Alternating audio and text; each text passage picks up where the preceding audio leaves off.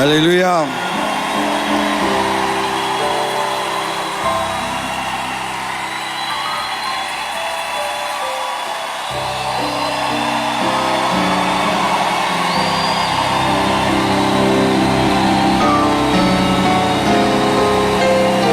Merci. Prenez place, s'il vous plaît.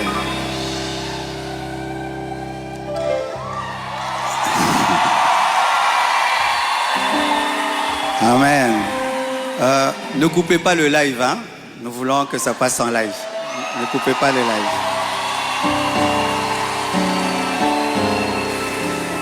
Alors, vous remarquez la présence de quelqu'un à côté de moi.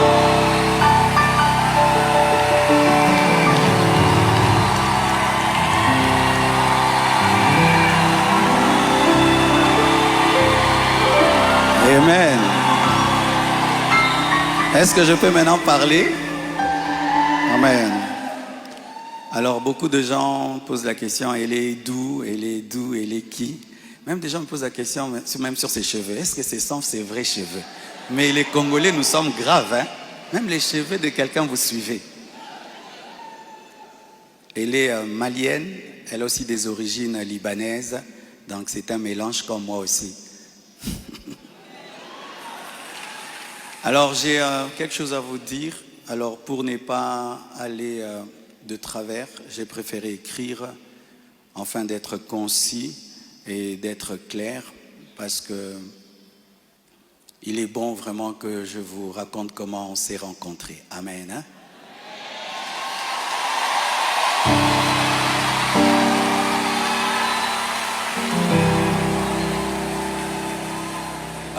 Est-ce qu'il y a quelqu'un qui parle en lingala? J'aimerais aussi que ceux qui parlent le lingala entendent. Qui interprète bien le lingala et qui est bien habillé?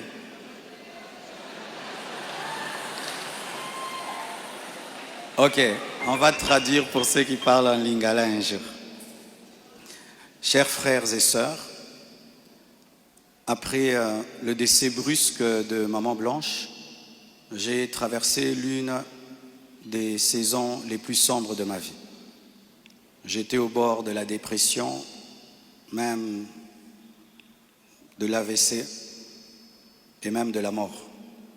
Mais beaucoup ne s'en sont pas rendus compte, car je faisais l'effort de rester fort pour vous encourager et pour que l'Église ne devienne pas un lieu de deuil permanent.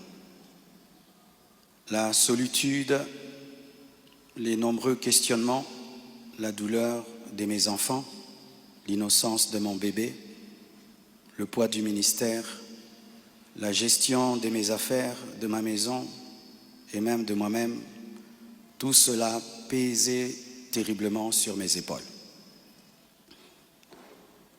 Il m'arrivait de sécher mes larmes avant de prêcher et de pleurer dans mon bureau après avoir prêché.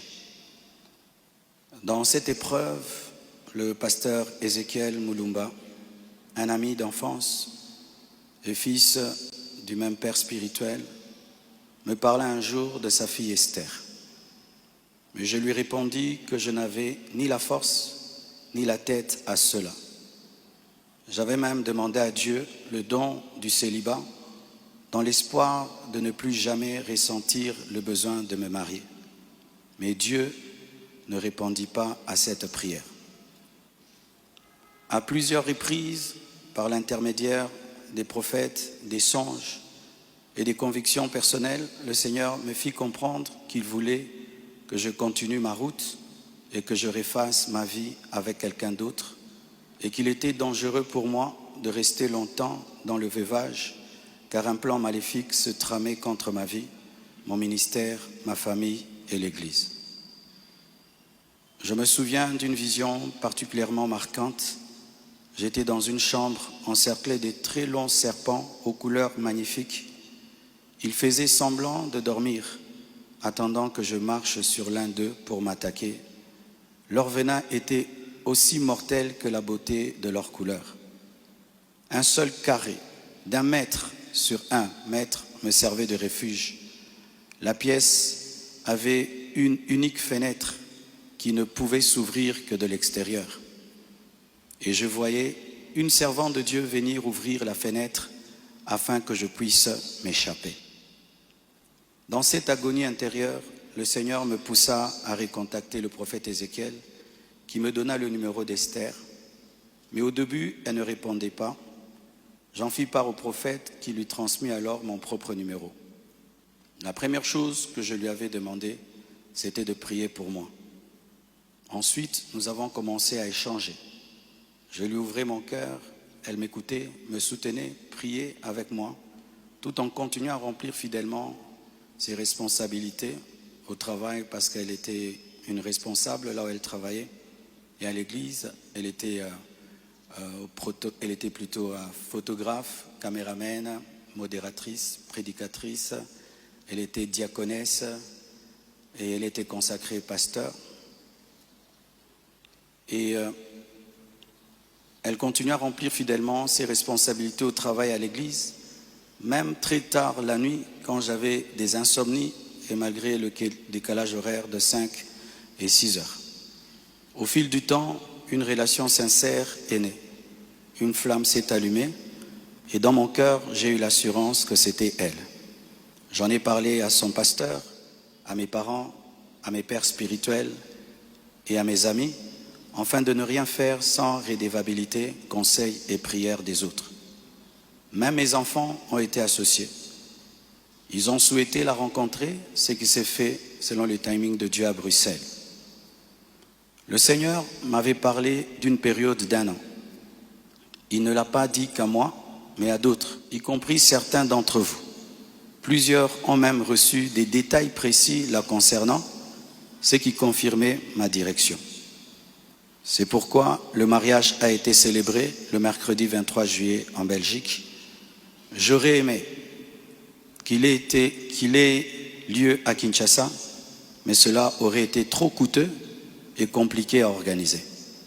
Je comprends que certains aient été surpris ou même blessés par cette démarche qu'ils trouvent très rapide, mais sachez que pour vous, c'est une année. Mais moi, j'ai senti que j'ai fait 3 ans, tellement que c'était terrible, mais je ne pouvais pas, sur cette chair, vous relater ma vie. Si cela vous a offensé, je vous présente mes excuses les plus sincères, mais sachez ceci. Le Seigneur s'est servi d'Esther pour que mes enfants, après avoir perdu leur mère, ne perdent pas leur père, pour que la compassion ait toujours un pasteur debout. Je l'aime profondément.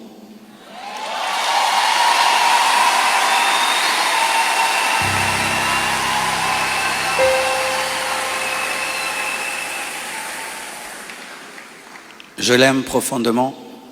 Elle n'est pas venue pour effacer la mémoire de Maman Blanche, mais pour continuer l'œuvre, comme Élisée après Élie, avec humilité et soumission à Dieu.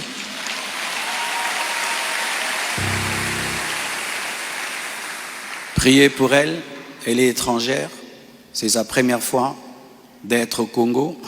Elle a eu le baptême de 4 heures du temps d'embouteillage. Et aujourd'hui, Dieu a fait grâce, il fait froid. Je lui ai dit, tu sens le froid quand même? Elle a dit, mais c'est climatisé. J'ai dit, non, c'est le vent. Priez pour elle, portez-la dans vos cœurs, comme vous m'avez toujours porté dans les vôtres. Demeurez en paix et continuez à prier pour nous, pour toutes ces certaines choses que vous entendez. Je vais clarifier ça progressivement avec le temps de Dieu, dans l'amour, dans le pardon et dans la sagesse sans rancune. Et merci de tout cœur et que Dieu vous bénisse abondamment.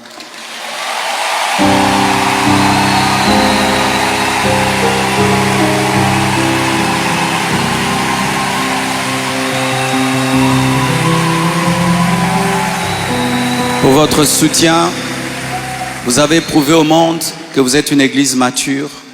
Vous avez prouvé au monde que vous êtes une église enracinée. Vous avez prouvé au monde que votre foi est fondée sur Jésus. Vous avez prouvé au monde que vous êtes une église 4x4, une armée de Dieu.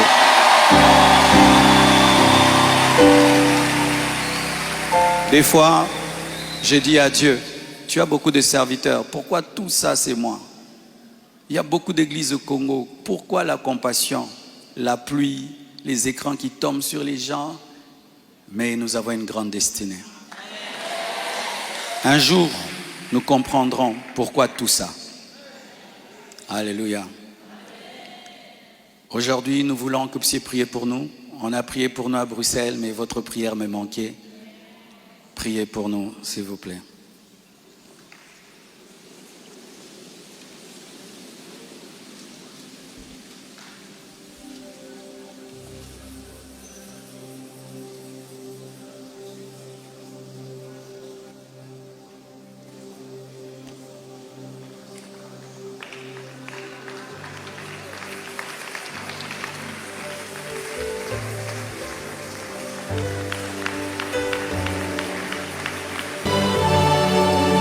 Alléluia.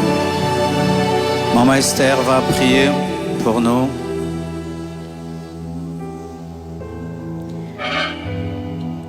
Seigneur, nous voulons te rendre grâce ce matin pour cette première journée, ce premier matin des 25 matins.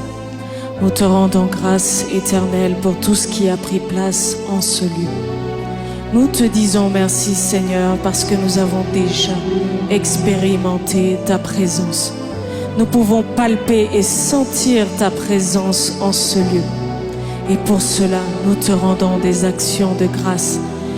Nous ne prenons pas part pour acquis ta présence, mais nous savons que c'est un privilège que tu nous accordes de la manifester en ce lieu.